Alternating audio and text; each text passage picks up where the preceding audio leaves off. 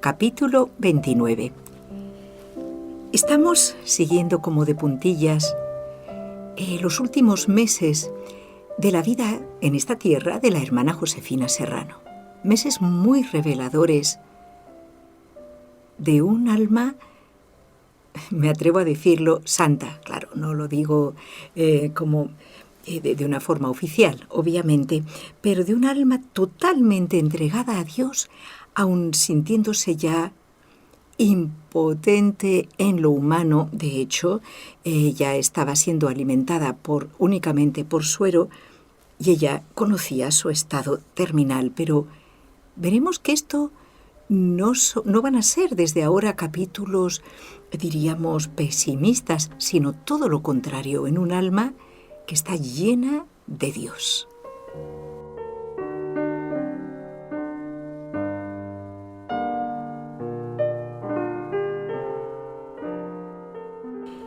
Es el 31 de agosto de 1999. Como otros años, los superiores de las distintas regiones del mundo en las que trabaja esta asociación misionera se reúnen en España. Y en la recepción, en la Casa Santa María, en Madrid, la llegada de los sacerdotes y las hermanas que participarán en esta asamblea general se hace sentir. Entretanto, en la biblioteca del primer piso, el padre Molina celebra una santa misa para pedir al Señor la curación de la hermana Josefina. Y ella, desde la cama, en la misma biblioteca detrás de un biombo, emocionada y contenta, participa con fervor. Cuenta la Madre María Teresa: recuerdo que el Padre nos exhortó a pedir el milagro con fe viva y nos insistió: si hubiera aquí uno con fe, uno solo, ciertamente que uno había, Él. Y Él seguía diciendo: en esa misa, a Dios no le cuesta nada hacer desaparecer estas imposibilidades de un cuerpo para que quede lleno de salud. Y seguía diciendo el Padre: admiradas las multitudes, el Señor dice y todos le obedecen, hasta los demonios. Este es Jesús, el que resucitó a Lázaro. ¿Qué es esto? Habla y todo le obedece, hasta los demonios. En esta santa misa estará Jesús entre nosotros, con toda su fuerza expiatoria. Y el Padre, nuestro Padre Dios, nada le va a negar a su Hijo. Solo necesitamos una cosa que por el pecado no tenemos: la semejanza. No confiamos en Dios porque no somos semejantes a Él. Hagamos propósito de ser fieles a nuestras reglas y nuestra confianza crecerá. Todo depende de nuestra semejanza. Cristo no pudo hacer milagros en su tierra porque no confiaban en Él, aún en su patria. Si tuvierais confianza, nada os sería imposible. Yo recuerdo haber estado presente en aquella misa y recuerdo perfectamente estas palabras que el Padre pronunció. ¿Qué te cuesta, Jesús, dar a nuestra hermana Josefina unos años de vida que tanto la necesitamos? Señor, si quieres. Acertó el que le pedía aquel milagro en poner la condición. Así digámosle hoy en la consagración: Señor, si quieres, puedes curarla. Cristo no tiene más remedio que hacerlo. Toda la vida de Cristo es modelo, presencia de Dios. Yo no tengo confianza. Es mi gran dificultad, porque no soy semejante a Él. Esto porque estoy constantemente faltando a las reglas pequeñas. Hay que colar el camello y también el mosquito. Al no ser semejante a Dios, no hay confianza. El buen ladrón tuvo confianza, porque pidió le ayudara y su inteligencia penetró a Cristo y su voluntad se adhirió a él. Purificación total.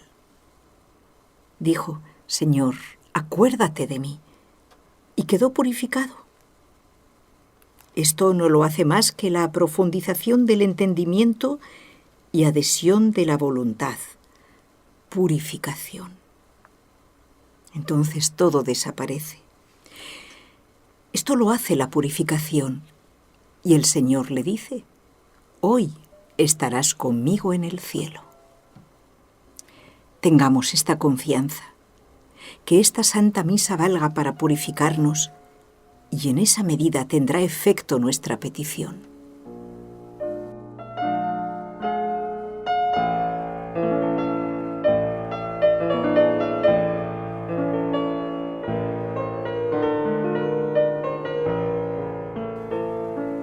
El padre Rodrigo Molina, en aquella misa tan emocionada, celebrada en la biblioteca donde yacía en su cama la hermana Josefina, ya terminal, en aquel 31 de agosto de 1999, él siguió hablando así: a la Magdalena, plenamente agradecida, purificada, se le han perdonado sus muchos pecados porque ha amado mucho. Entendimiento y voluntad. Crezcamos en esta purificación sincera. Aquí ni la más pequeña mota de pecado. Tengo de Dios un conocimiento rendido que acepta a Dios como Él, y la voluntad adhiriéndose a Dios que quiere entrar. La hermana Josefina vive. A Dios no le cuesta nada el milagro y Él puede hacerlo sin que le cueste nada. Necesita la confianza. Esa confianza que solo la tiene el que es semejante, lo cual se adquiere mediante el espíritu, la inteligencia y la voluntad. La inteligencia dice: Dios es el digno, y cae de rodillas. Y luego la voluntad se adhiere. Ofrezcan santidad y verán la fuerza. La santidad en no salirse de la norma preceptuada, porque es la semejanza a Dios, que es la rectitud. La dignidad le impide a Dios unirse a la maldad. Cuando llegue la consagración en esta Santa Misa, todos a una repitamos en nuestro corazón: Señor, acuérdate de la hermana Josefina, ahora que estás en tu reino. Hago el propósito firme de hacerme semejante a ti. Todo cuanto pidiereis al Padre en mi nombre. Dentro de la sabiduría divina entra el pedir con insistencia, en la rectitud que es Dios. Es recto que pidamos como Marta y María por Lázaro. Entra dentro del querer de Dios. Todo cuanto pidiereis en mi nombre a mi Padre, yo lo haré. Por eso aquel leproso: si quieres, puedes. Es clara la palabra del Señor. Pero en el fondo debemos tener esa santa indiferencia. Solo tenemos un polo, un centro, esa maravilla de la totalidad que se llama Dios.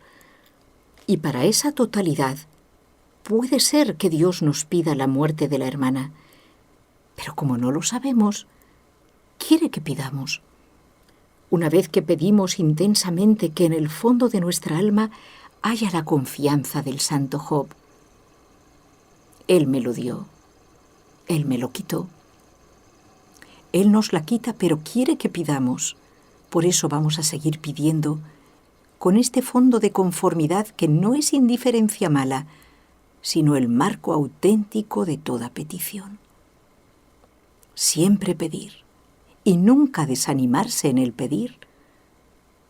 No nos podemos desanimar por expresa voluntad de Dios, pero con esa conformidad en Dios.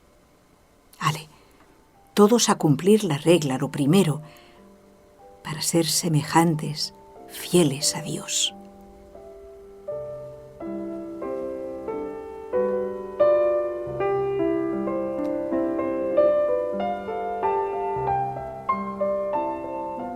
continuación un breve testimonio del padre Miguel Ángel, que recuerda: el 1 de septiembre de 1999, yo llegaba a España para participar en la Asamblea General. Por un retraso del avión celebré la Santa Misa en la Casa de Madrid. Me correspondió llevarle la comunión a la hermana Josefina a su habitación. Me conmovió su semblante lleno de serenidad y tranquilidad. Irradiaba a Dios desde su dolor. Fue la última vez que la vi. Puedo testimoniar que su muerte causó un gran bien espiritual en mí. Su muerte dejaba un hueco insustituible en el corazón de la obra.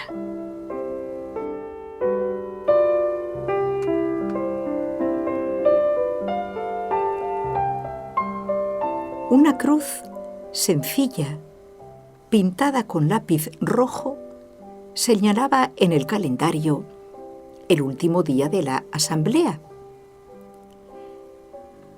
¿Por qué esa cruz en rojo? Es que así lo pidió la hermana Josefina. Y yo le contesté: hermana, ¿para qué? Es que no quieres molestar, ¿verdad? Se sonrió y asintió con la cabeza. Quiso morir sin molestar. Porque la cruz marcaba 5 de octubre. Era el final de la asamblea. Y fue el día que ella murió. Son los prodigios de la humildad, del abandono total del alma en la voluntad de Dios. Prosigue su doctor de cabecera. Durante el mes de septiembre era ya imposible canalizar una sola vena, por lo que no hubo más remedio que aceptar la imposibilidad total para alimentarla. Claro, desde ese momento, la caída de su estado general fue muy notoria y sus funciones mentales, que siempre fueron transparentes, se comenzaron a ofuscar y a entorpecer. Este nublamiento de su nivel de conciencia, que fue progresivo en sus últimos 15 días de vida, supuso para todos la despedida de la hermana. Solo recuperó las funciones mentales con claridad en momentos concretos y misteriosos, como en la última unción de los enfermos que recibió. Toda esta transición de la plena conciencia y de la actividad mental clara al oscurecimiento de su capacidad supuso un enorme sufrimiento para la hermana Josefina, pues no podía saber si lo que veía o creía que había pasado a su alrededor era real o un sueño inventado. Más difícil aún fue conseguir saber qué es lo que necesitaba cuando ya no hablaba y la comunicación con ella se volvía en extremo dificultosa, especialmente para el control del dolor. Hasta aquí las palabras de su médico de cabecera. Y nosotros nos quedamos también,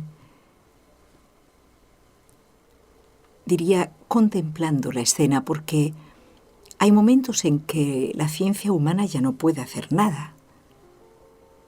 Nos queda contemplar la acción de Dios.